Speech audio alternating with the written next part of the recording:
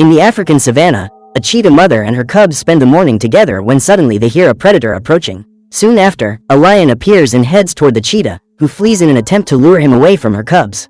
Despite her speed, she ends up being surrounded by a pride of lionesses and is eliminated by the pack's attack. Shortly after, the predators leave, unaware of the cubs' presence, who end up getting separated in the dense jungle. One of them walks through the night until it reaches a road, where it is about to be hit by a car.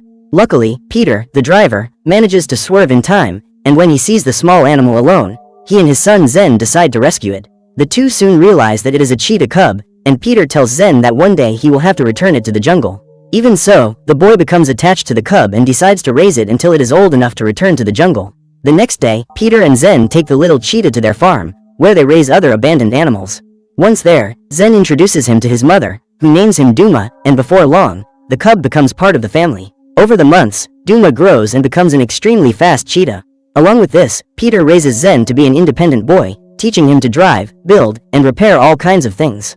Unfortunately, one day while working on the farm, Peter feels ill and faints on the tractor, being rushed to the hospital. Sometime later, he returns home and reunites with his wife, apparently recovered. One morning, he challenges his son to a race against Duma to see how fast the young cheetah can go. Peter then rides his motorcycle, with Zen sitting in the sidecar, and speeds down the road. The boy records everything on camera and sees Duma overtake them with ease, with the cheetah reaching over 50 miles per hour. Back home, Kristen helps her son with his studies, but she suddenly starts crying. The boy asks what's wrong, but his mother covers it up and asks him to continue reading his book. The next day, Zen and Duma are playing in the treehouse when Peter asks to come in and tells them that it's time for the boy to say goodbye to his friend. With Duma about to become an adult cheetah, he needs to return to his true home in the jungle. Zen refuses to leave his friend, but Peter insists that it must be done and shows him a map, pointing to a valley beyond the mountains where the cheetah can live in peace. Peter then promises that next week, they will have a picnic in the valley and enjoy their last day with Duma as best they can. With no other choice, the boy waits for that moment to come, but one night, Zen and Duma wake up to the sound of an ambulance outside. The boy goes to see what happened and finds Kristen, who hugs her son, saying that his father's health has worsened. Tragically, Peter does not survive the illness, and the next morning, during the funeral, Zen says goodbye to his beloved father for the last time. Faced with this loss, the next few days are the most difficult for the family, who try to adapt to their new reality. Things only get worse when Kristen talks to her son, telling him that they will have to rent out the farm and move to the city of Johannesburg. Now that Peter is no longer with them, the farm bills are piling up and they will live with his sister, Gwen, for a while. Zen, however, has no intention of abandoning his best friend, and even knowing the risks, Kristen decides to take Duma with them until the nature reserve comes to pick him up. Finally, moving day arrives and the family arrives at Aunt Gwen's house, who is not very happy to see a cheetah in her home. Kristen promises that Duma will behave, and the next morning, she drops Zen off at his new school and goes out in search of a new job. Meanwhile, Duma is sitting on the couch, but he gets bored and starts exploring the house. Suddenly, he jumps on the dining room table and scares Gwen so much that she runs out of the house, leaving the door open. Because of this, the cheetah runs through the city and chases after Zen, trying to follow his trail. Far away, the boy is watching class when, on the other side of the room, he sees his friend through the window, but Duma soon runs away, and seconds later, screams are heard throughout the school. Everyone panics and chaos ensues, with the cheetah running throughout the building. At that moment, two armed police officers storm the school to see what happened, and Zen rushes to find Duma before they do. The boy searches everywhere for the cheetah, but when he looks in the bathroom, he is surrounded by a group of troublemaking students. Zen is not intimidated and tries to resist, but the boys attack him and knock him to the ground. At that moment, Duma appears in one of the bathroom stalls and roars at the students to get away from his friend. After that, Zen tries to take Duma away from there, but the police officers see the cheetah with the boy and go after him. The pair flee as quickly as possible and manage to lose the police, hiding inside a park. Once the coast is clear, the two go to a remote location, and Zen soon realizes that the big city is not a safe place for Duma. The boy then remembers Peter's plan to take the cheetah to his new home in the valley. Determined to help his friend, Zen returns with Duma to the farm, picks up Peter's motorcycle and his old map, and sets off down the road. Hours later, the motorcycle runs out of gas and stops in a deserted part of the road. With only a bottle of water, Zen and Duma push the motorcycle forward until they find a crashed plane just ahead. The boy decides to camp there, and at the end of the day, he falls asleep inside the aircraft, while Duma keeps watch. Night is approaching when, on the horizon, the cheetah sees a wanderer approaching. The man sees the motorcycle in the middle of the desert and tries to steal it, but the noise wakes Zen up and the boy asks who he is. Shortly after, Duma appears at his side and the wanderer is startled, pulling out a knife to defend himself, but Zen says that the cheetah is with him and will not hurt him. The wanderer then introduces himself as Rip and says he is going to the southern region. Zen says he is traveling west and makes a deal with the man to give him a ride on the motorcycle in exchange for some water. Rip accepts and introduces the boy to his pet, Machaka, a small galago he found during his trip. Now they need to find a way out of the desert, and after searching inside the plane, Zen finds a parachute and has an idea. At dawn, the boy ties the parachute to a piece of wood and attaches it to the motorcycle to serve as a makeshift sail. Thanks to this, the motorcycle begins to move quickly with the force of the wind, and the group covers the entire stretch of dry land in a short time. After that, Rip goes out in search of more water and finds a piece of land where he believes there is a river buried deep underground. He then begins to dig until he finally finds enough water for the rest of the trip. Despite this, they still need to find something to eat, and while searching the area, Zen sees an adult ostrich nearby. He then decides to test Duma's hunting skills, and at his command, he sends the cheetah after its prey. Duma obeys and advances toward the ostrich, with both disappearing into the woods. Minutes later, Zen goes to see what happened, only to find that the ostrich is gone and Duma has only found its eggs. Although the eggs are still edible, Rip laughs at the situation and says that the cheetah will not survive in the African jungle if he does not act like a hunter. However, Zen shows him a map, indicating the location of a valley where Duma can live far from predators. Upon seeing the indicated location, Rip warns that to get there, they need to pass through the Okavango, a dangerous region from which few have emerged alive. He believes that the best thing to do is to return to the city and get good money for the cheetah, but the boy refuses to sell his best friend. Seeing that Zen will not give up, Rip agrees to accompany him for a while longer, and the two set off toward the valley. On the way, the boy takes a look at his father's old compass, which points west, while Rip follows another path. Even though he finds this suspicious, the boy continues to follow him until they arrive at an old village. The place, however, is uninhabited and littered with human bones, with Rip believing that the residents were victims of some mysterious attack. While exploring the site, Rip finds a sharp tip and assembles a spear with it, in case any predators appear. He and the boy continue searching the village when a helicopter begins to fly over the area. Rip says that there are bad people inside the aircraft and tells the boy and the cheetah to hide in one of the houses. However, it is revealed that Kristen is in the helicopter, having asked the authorities for help in finding her missing son. Minutes later, the helicopter leaves, and Zen has no idea that his mother was there, but this only makes Rip's intentions even more suspicious.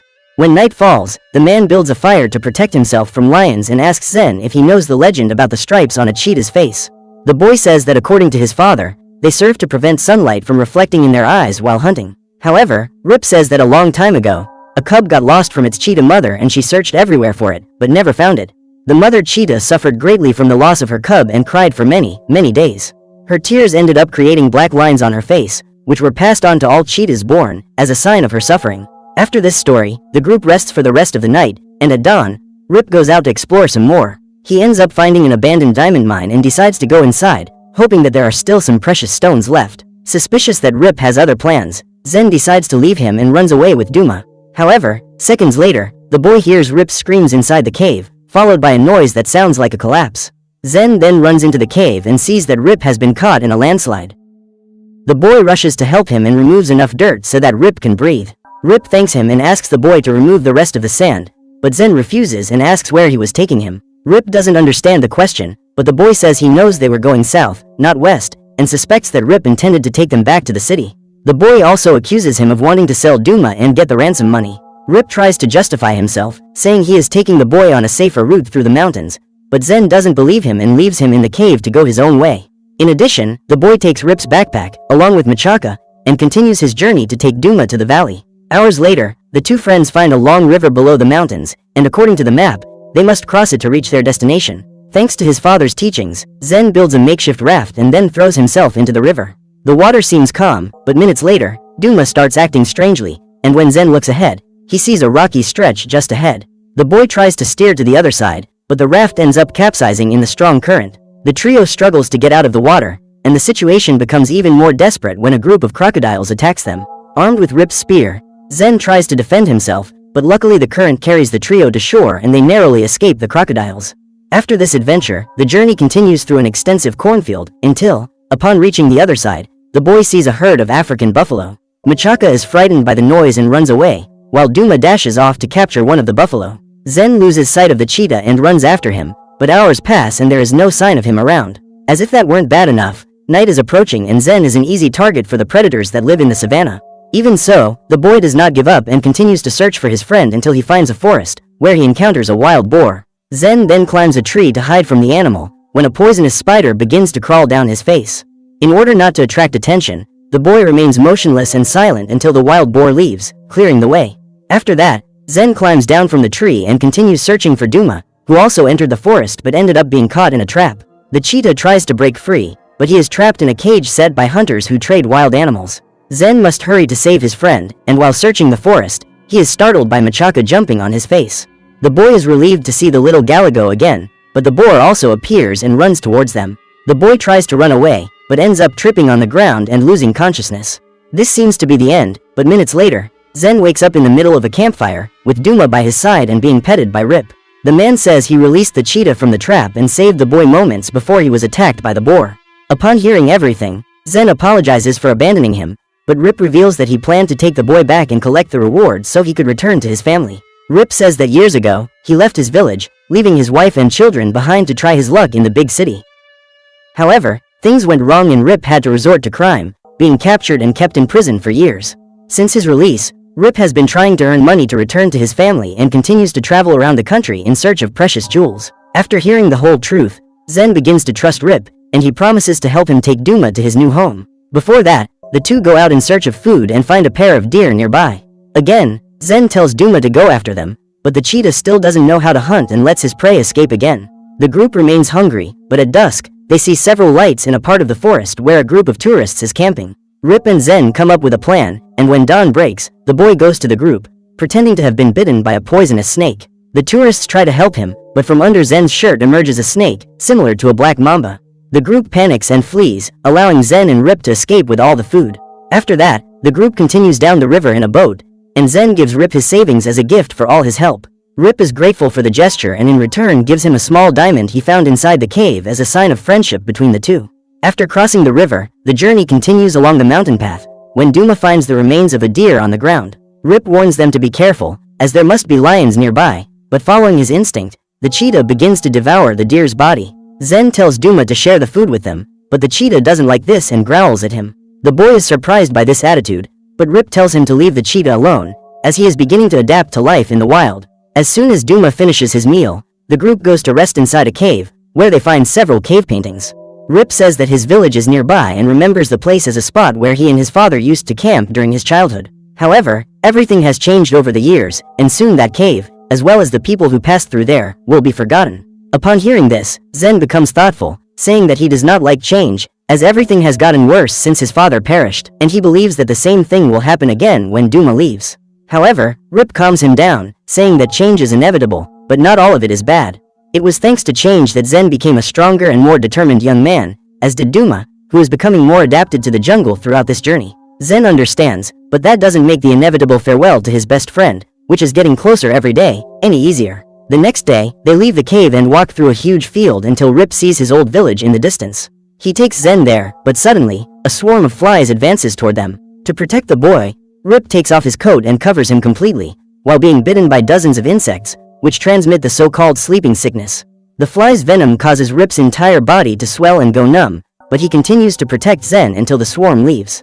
Hours later, at dusk, he tries to move on, but Rip can barely keep his eyes open and his hands won't move. The situation becomes even more critical when heavy rain begins and predators start hunting in the dark. Rip then gathers some grass and tells Zen to light his lighter so they can protect themselves around a campfire. Fortunately, they manage to light the fire and are protected from predators while they wait for the rain to pass. As soon as things calm down, Zen decides to go to the village to get help and asks Duma to watch over Rip. However, as soon as the boy leaves the fire, a pack of lions attacks. Sensing that his friend is in danger, Duma runs after Zen and draws the lions' attention, who then head in his direction. With his speed, Duma runs to a cave and manages to shake off the predators, safely emerging on the other side. Meanwhile, Zen manages to reach the village and finds an elder, whom he asks for help in saving Rip. Even without understanding the language, the old man calls a group to follow the boy until they find Rip, asleep in the middle of the fire. As soon as they take him back, Zen calls for his friend, but Duma hears the sound of another cheetah and goes to see what it is. The next day, Zen waits outside while Rip is cared for by the village elders. Thanks to the treatment provided by the villagers, the wanderer is freed from the poison of the flies, and when he wakes up, he is reunited with his wife, his 2 children, and his mother. Rip is moved to see them again and asks for forgiveness for having disappeared all these years. He then calls Zen in and introduces him to his family, who thank the boy for all his help. Zen is happy to see Rip recovered, but he is worried about Duma, who has not yet returned.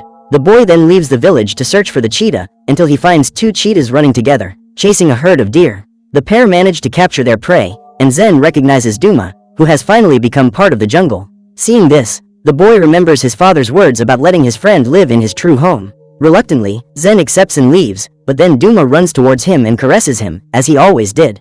The boy returns the gesture of affection and says goodbye to the cheetah, wishing him well and that he will never forget him. Finally, Rip watches the two friends part ways and welcomes Zen, who cannot hold back his tears.